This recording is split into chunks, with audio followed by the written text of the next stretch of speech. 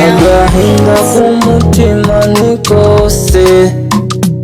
ese mukundwa uri ntuwicuza, mbabarira unyumve basi bwa rimwe, mbabarira unyumve basi bwa rimwe,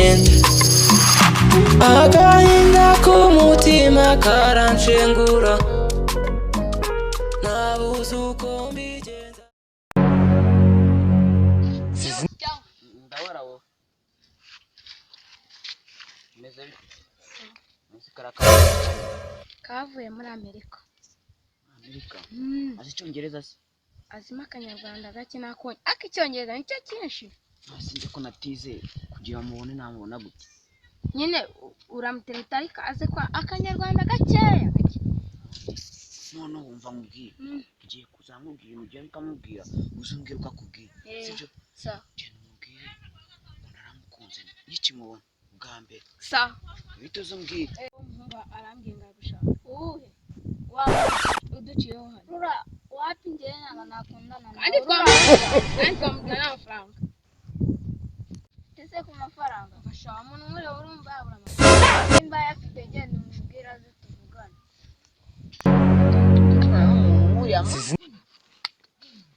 Mba arambwiye ngaragukunda ngaragukunda ngaragukunda ngo cyane ngo ngaragukunda ngahubwo ngo muhe n'agahumbi igihumbi ariko arahinga umuntu uri bwa mbere tubonanye ngo muhe igihumbi akabakobwa namwe mukagira ngo muri inzigi reka ahubwo ugiye wumva ko ugiye kumubwira ugiye kumubwira ati mva namukunze ahubwo nshaka kumutwahura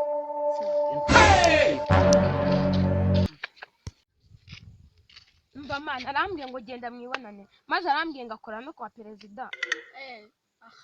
genda ukabwiye ngo njye nta kintu nako kanze tujye kubimbwira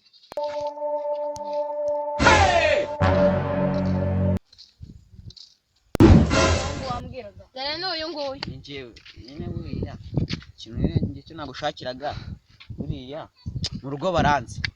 mu rugo baranzi cyane mu bintu byo kwiga wa mbere ibyo birakureba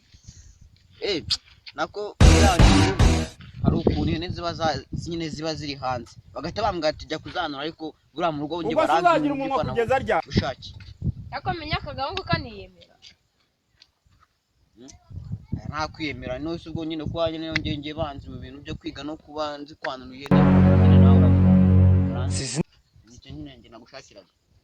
reba n'ibi myose ukuntu bimeze ubwo urumva wamuko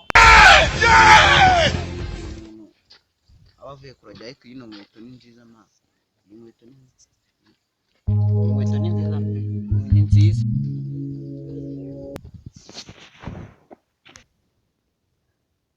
imisozi nirukanse cyari kiri hano